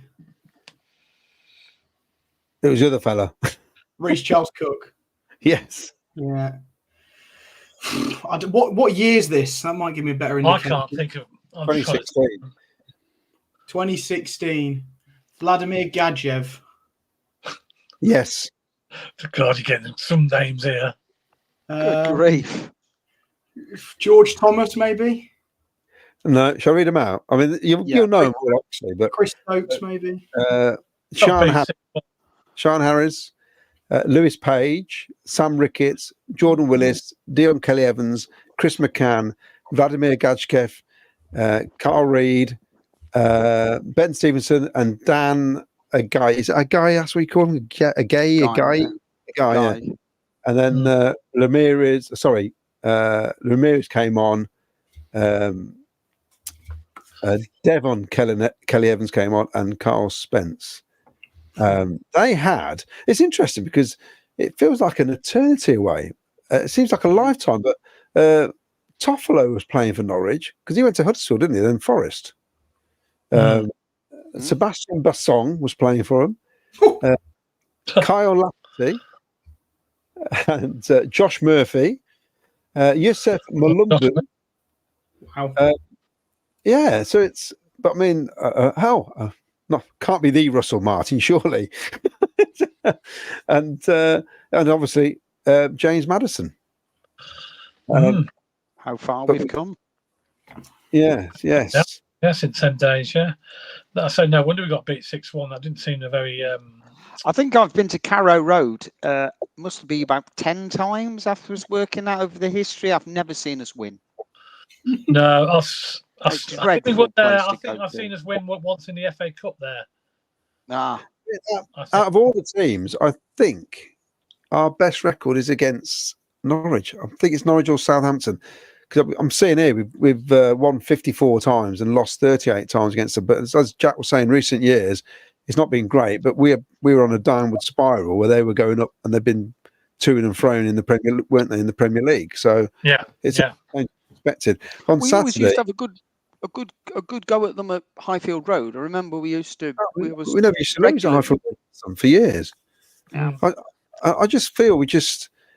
We're going to remember Robert Rosario for them hitting the post, and if it had gone in, we'd been relegated. Oh yes. Dear me, that was like I also remember. Oh, Jack, seriously, we watched some rubbish. We sent them down, didn't we, as well? I know you say you've watched some rubbish, but I've seen this in League Two as well. Yeah, in fairness, watching rubbish in the top flight is a bit different to watching rubbish in League Two, isn't it? Yeah. It is. I've seen us get beat away at Accrington Stanley. That's fun. Yeah. And yes, but I just think that we're going into international break. It'd be nice to go in there with a win, wouldn't it? Just get 3 points under our belt, I think. And there's no reason why we can't. I just believe we just need to be on the front foot more. That first half, as somebody mentioned earlier, we need a better first half. Yeah. We need to start like we did against Oxford. That was pretty good. I know it's Oxford United, but that was a second game. They were buoyed by a good win, weren't they? We've got the players who can do that. We just have to. We just have to do it. So, Jack, who would you start then, Jack? Would you start Hadji, Sims? Yeah, I mean, Hadji, he's fantastic and he's awful, isn't he? Because he'll start on the left wing probably. I think I would start him there, and he'll run past a player, he'll get to the byline, and then he'll put the worst cross or pass in that you've ever seen. He's fantastic at beating players. He's got pace, he's got strength, he's got skill with his feet, but he can't cross or pass the ball into the box to save his life. Yeah. He can pass a great ball about a foot in front of Ellis Sims, and Sims won't make it. That's happened about 3 times now. Yeah. Yeah, but Sims doesn't seem on his toes, does he? He moves No, after. it could be Sims. Yeah, but maybe Bassett in there. Well, He's just liable to start him. I think the team will look very similar to Oxford at home the other week.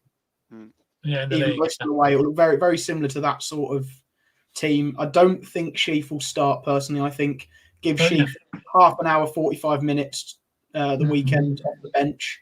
But I would much rather save Sheaf for after the international break. I wouldn't risk him to get injured too much this weekend, because if he does, that's a setback. If he plays half an hour and he improves us a bit, it's good signs for after the break, even if we're 2-0 down, we want Sheaf fully fit for Watford away. And if he's not, that's probably on us playing him too early. Yeah. Would you play him from the beginning or bring him on late? No. Bring him on. I wouldn't start him on. personally. Eccles and Torp should be good enough. I know that's probably our weakest link in the team at the moment. Should be good enough, but they weren't good enough against Oxford, were they? No, they weren't. But it's the best we've got, fully fitness wise. Like I say, I would protect Sheaf this weekend. Would you play Lats in there? You can play Latty by air in there. He plays for Jamaica, but yeah, he seems to be Latty seems to be bang average for us in all of the positions he plays in. He does all right and then a bit meh, I think. Yeah. Well, give us a score prediction then, Jack. Come on then. Well, I'll tell you, before we do the score predictions, we've got this from Mr. View Sky. I better put this on. So sit back and watch a couple of minutes of On This Day.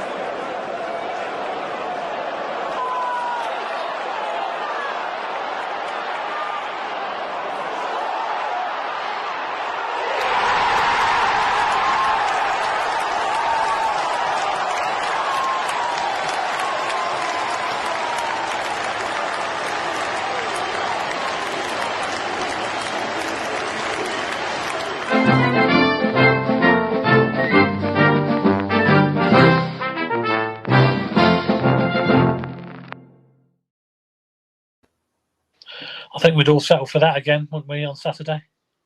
And the weather. Yeah.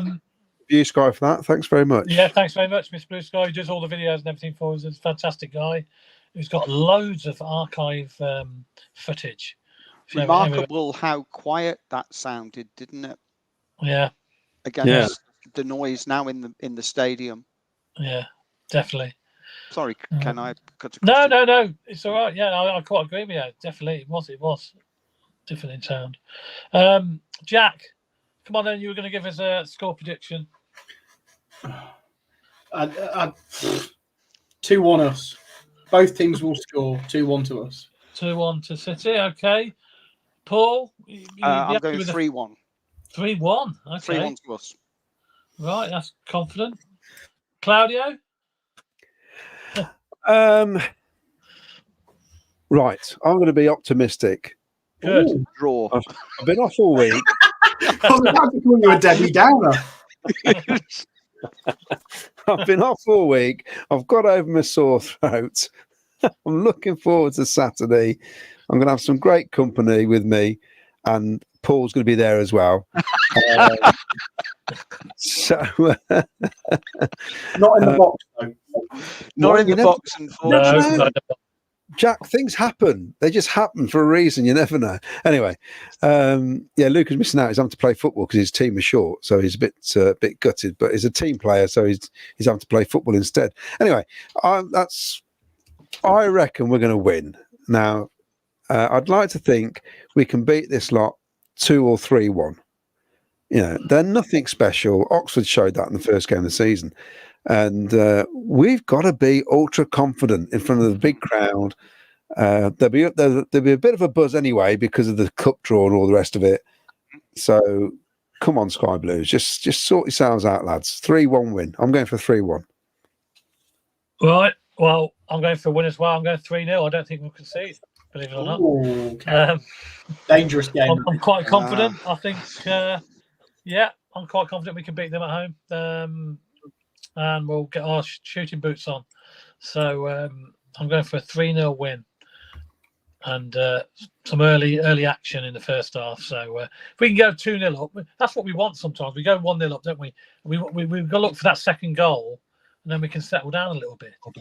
The more it stays 1-0, that's what concerns me sometimes when teams get back into the game. You need that second goal, and sometimes we create all the chances, but we just don't quite get it. But I think on Saturday, I think we'll win, and I'm going to go for 3-0. So I'm pretty confident. So there you go. Yeah, I think with us, and this is I've always said this with our squad, and it's not just this season. The pattern of the game needs to take shape in the first 10 minutes. If we start really well, we seem to carry that on for virtually the whole game. We may have a bit of a lull towards half time, but we tend to do well. But there's a lot of games where we just don't get going, and it kind of stays that way, doesn't it, until we have substitution? Yeah. So we really need to just get a foothold. We've won two games at home now, haven't we? These 2 games we've played at home, isn't it? Yes. So we've got to keep it going. You know, we just got to make sure we keep picking up wins at home. It's important. And then hopefully away from home, we do get the odd wins here and there and draws.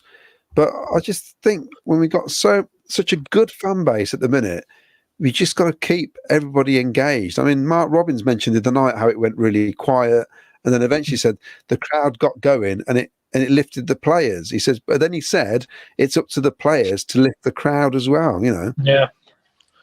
So and especially with an international break coming up, we want to go away with 3 points in the bag, don't we? We don't want to go away with a defeat and all sulking and seeing where inquests and what went wrong and what didn't go right on the night or on the day.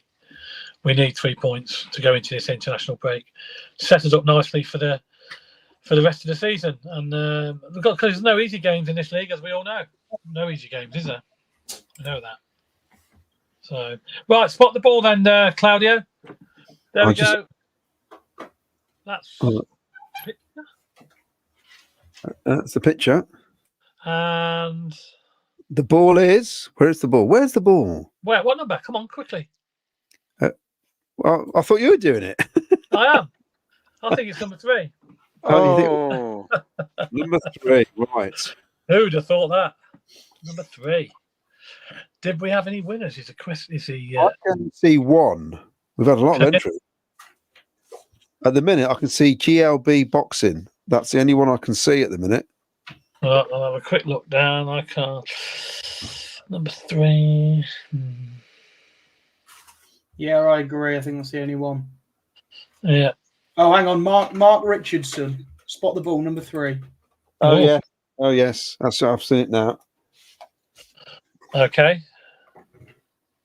Well, what we do then, we've got 2 winners, yeah? 2 mugs. We've got 2 winners, 2 mugs, Claudia. So what we'll do, we'll give them a mug each, yeah? We'll give them a mug each. It's either that or they fight. So near enough, well, isn't it? I wouldn't fancy my chances for the other lad against GLB Boxing. Sorry. No, I think we'll give that one a miss. Is that boxing or in the box? Oh, Box in. Okay, if them two winners can contact us by send your details on an email, please. And At the bottom there, info@skybluefans.tv. Yeah. And if you want to Send us come your on the name, show, address, please postcode. get in touch. And we're happy to have new guests on. We're very pleased with the ones we do have on. Jack, you're exceptional, and Paul, of Thank course. But, Well, I got Ruben Ramirez, and I knew he scored, and I knew he used to play for Norwich. So Yeah, I know Not many people would have got that. you're like the modern day Spot, aren't you? It's fantastic. Love it. But yeah, anybody's welcome to come on. You know, just send us your details, and we'll send you a link. And you can come on. You're all welcome. Now there are some other. This is from Lee Beckett. Mr. View Sky is a legend. If anyone have old videos of Cov games, get in touch. Yes, He did a great job. Brian Cameron says, "Where are you sitting on Saturday?" season ticket seat, Brian. Currently, I'm in block 18, but me and Paul are partial to special treatment if there's anything going. We do like a bit of corporate. And, oh dear. Years ago, I used to go, there's no way I'll go in a box. Times have changed, eh? Prawn sandwich brigade, but I just sat there. I felt like, because you're so high up where we were, it felt almost like in the Colosseum, and you felt like the Emperor Caesar, you know, like, should we send them, you know, to the dogs or whatever? It was a bit like that, wasn't it? And here's Andy McCormack, our friend at Oxford City, Oxford United friend. Of course, you're going to beat them 5-0. They're dreadful. If all guests are like you, Andy, because Andy was great, wasn't he? Yeah, very, very good. This is from Mandeep Singh. To give everyone a reality check on Bassett, he wasn't playing for the French second. He wasn't playing for the French second division team. He was sent on loan. Expectations may be unrealistic. Well, you get gems, don't you? You know, Ian Rush was at Chester. Liam, Jamie Vardy was playing non-league football. It's one of those, isn't it? It happens. Just as a back at the gentleman that was just on saying about Bassett, he was on loan at a Belgian side, which is exactly where we got Sakamoto from, the Belgian league. And look how he's turned out. We all love him. Yeah. We think he's brilliant and he can skin anyone on his day. Stuart Pearce is playing for Wealdstone. Oh, exactly. Yep. Exactly. Dan says, has anybody heard anything about the Liverpool midfielder we were linked to recently? I think he's gone somewhere. I'm sure I saw that he's gone somewhere. What was his name again? Is it Clark? Harry Clark or somebody? I swear he's gone somewhere. Claudio, just as a bit of a Philip for the Spurs game. I know my mum's watching. Evening, mum. We went to a League Cup game at White Hart Lane, which we won 3-2, and Tommy Hutchison scored the first goal, so that's him. And in our section, all the lads were all going crazy, and my mum was sat there, and a copper came down. He looked at the big blokes, went, "Oh, I don't know about that." He turned to my mum and says, "If you don't shut up, you'll be out."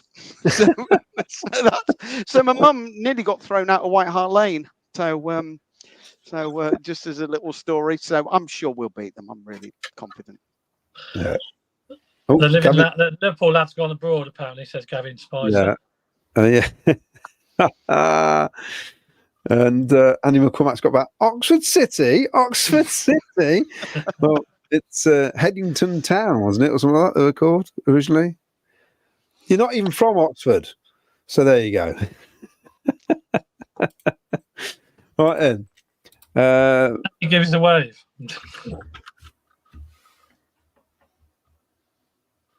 Right. Right.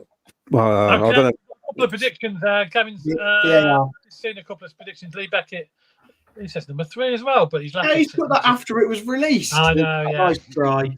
3-2 Carv, says Gavin. Mark Cunningham says 2-0 Sky Blues. Mick Davenport says 2-0. Lee Beckett says, look, he'll take 2-1. Yeah, I quite agree. Alison Berry's he's gone for 2-1 as well. So all pretty confident. Lee Dan, 3-0 to us.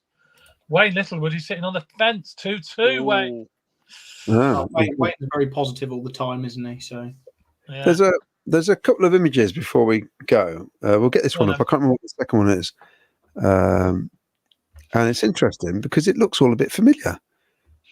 Now, this is from a Manchester City website, and it's all about ticket exchange. And to remind you, season ticket members must use their season ticket for at least 14 Premier League home matches. Where have we heard this before? In the 24-25 season, usage of a season ticket includes one of the following: attending the match, transferring your season ticket to another fan up until kickoff, listing your season ticket in the ticket exchange up to 6 hours before kickoff, donating your season ticket refund to the club's official charity, City in the Community. That all sounds a bit familiar, doesn't it? Very familiar. Has Doug caught that by any chance? It's very close, but they're kicking as well about it. Apparently, Forest, my next door neighbour was telling me their season ticket, they put it in, and basically you get your, like mine works at £18 a match. I get the 18 quid, and if it's a £37 ticket match, the club get the rest. So I basically get back the money I spent on the ticket, which is fair enough. That doesn't bother me. Yeah, and they get the rest, which is fair enough. So that's what they do at Forest. So it's a similar scenario.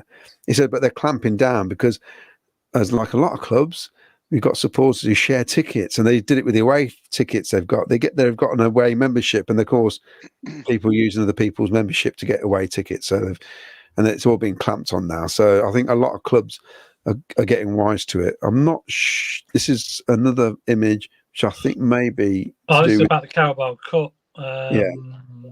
They haven't confirmed this yet, but we think it's going to be Wednesday. The 18th. That's what we think. But the clubs are yet to confirm that. They'll do that obviously next couple of days. Once Sky TV will announce it'll be a live game as well, I presume.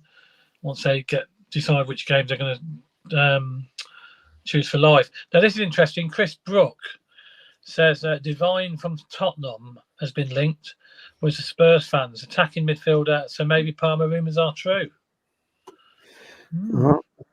Interesting. Yeah, I don't know much about Divine, but does anybody else know much about him? I don't know much about him at all. No, no, not at all. But Mr. Varney thinks he's fantastic, so that's all that matters, isn't it? Yeah. Wayne Littlewood said Andy gives a wave, and then Andy says he's waving and drowning. So, then Wayne said Collingwood's at its finest. Lee Beckett said, I tried to add mine and my daughter's Swansea tickets exchange and it wouldn't let me. I'm not surprised. I can see this is going to happen. Then they go, I bet you didn't try. We don't believe you. They need to get it sorted out, don't they? They need to sort it. So I think we are there, aren't we, Ken? I think that's about it. Yeah, we've gone on longer than normal, as we normally do. But we had plenty to chat about, didn't we? So it's amazing how time flies on this program. We've had loads of comments. Thanks very much for everybody who's commented tonight. We've got 2 winners on Spot the Ball. We've got a mug each, and if those 2 winners, make sure you email us your address, details, postcode, and everything, and we'll get them sent out to you ASAP. Ken, could I ask you just one thing? Wanted to know. I'm just interested in what the guys' thoughts are of Gus going to perhaps Leeds and not a Premier League club. Well, that would surprise me because I thought Gus would aim higher than that, to be honest. I'm surprised the Premier League club haven't come in for him. I'm really surprised as well because he had a good season in a very poor Sheffield United team. I thought. Yeah. I'd have him back tomorrow if we could remortgage something. Without a doubt. I think they probably still owe us money for him. They probably haven't paid the whole lot, have they, yet? They play in stages, don't they? So, yeah, if we can If we can get it back, that'd be brilliant, wouldn't it? That would just be the greatest signing in donkey's years. I think that would. We'd have to break the bank with the wage barrier, there, wouldn't we? I think. Well, that's the problem, isn't it? It's. But I mean, Leeds seem to be heading for self-destruction again, don't they? It's. Well, they do. Yeah, I think they're just putting all their cards, they're throwing all their cards in and going for broke, aren't they? That's the problem. Yeah. They've sold 150 million this summer. Yeah. But they're in a lot of debt, aren't they? Yeah. But I'm Paul, I don't care really. Once they leave the club, I just don't care. I'm not that fussed. And when he comes back, I'm not going to boo him. I'm not going to boo Callum Air. I'll laugh if we beat them. I'll laugh when he falls over.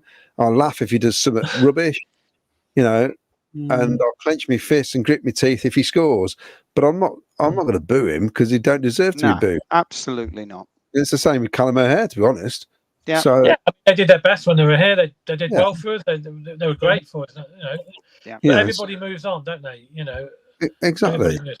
We're in the championships because of Callum O'Hare. In that big.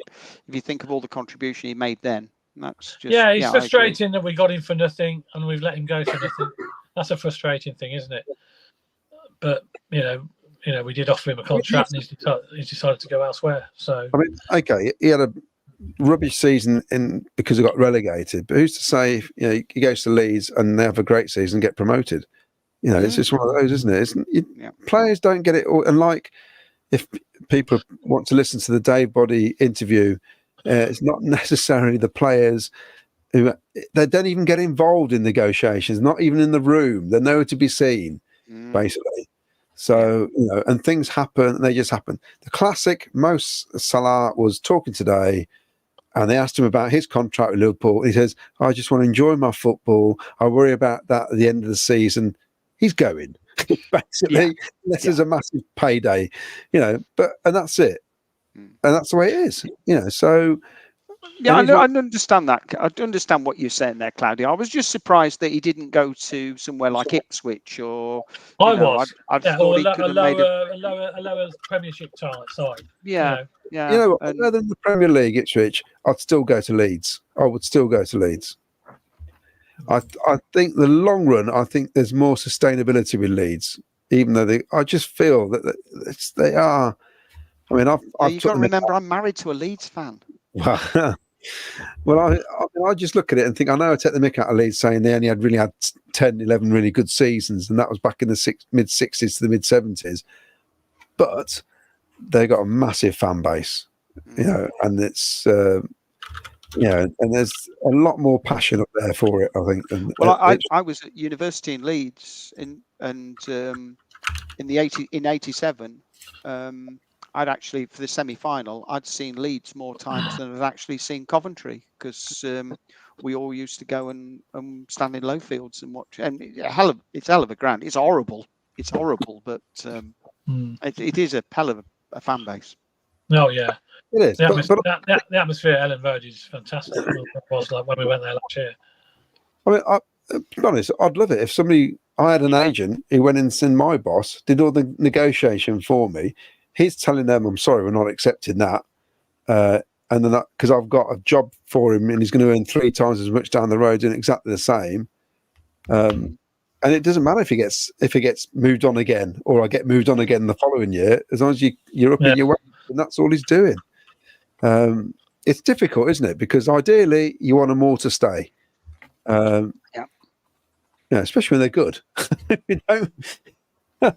Does anybody know where Tyler Walker is? No. Didn't he go back to Lincoln? That's last I remember. Yeah, I mean... Yeah. We know where that Divine is, though. He's on loan at Plymouth, apparently. Oh. So, there you go. That's where he is. They could call him back. They could call him back. That's a possibility. Tell him to us. Well, you don't know, do you? I suppose. Never heard of him. Don't care. To that, we better get going because we've got to work tomorrow. But a lot of us, apart from Claudia, of course, he's got a week off. Gavin Spicer, enjoyed the show, guys. Thanks so much, Gavin. And Mick Davenport said Leeds have more chance of staying up if promoted. Well, yeah, Mick Davenport as well says, great show, lads, PUSB. Thanks very much, Mick. Thanks very much for all your comments tonight. It's been great. We've had loads to talk about. Claudia, quick one? Yes or no? Are we going to bring anybody in? What do you think, Ken? Yes. Jack? Only if we let Palmer go. Paul? Yes. Let me think about no. I reckon no. I reckon no. No, I think yes, definitely yes. We've been at least one more. What did you say? You said yes. I'm saying no. Just look at that. It's all about opinions, as you know. It is. You said yes. Well, let's have a look. Okay, Lee Beckett, 2. Yes. So there we go. I didn't want to start the debate. That's it. Everybody, good night. That's it. Fantastic. Great show. Thanks very much, Jack. Thanks very much, Paul. Cheers, guys. Cheers. Thank you. As normal. We'll be back on Sunday evening with a live show, hopefully, to discuss our 3 points we picked up against Norwich. All going well. And Paul, don't forget your shirt and tie just in case. I will do. Have a great weekend, everybody. Cheers. Good night.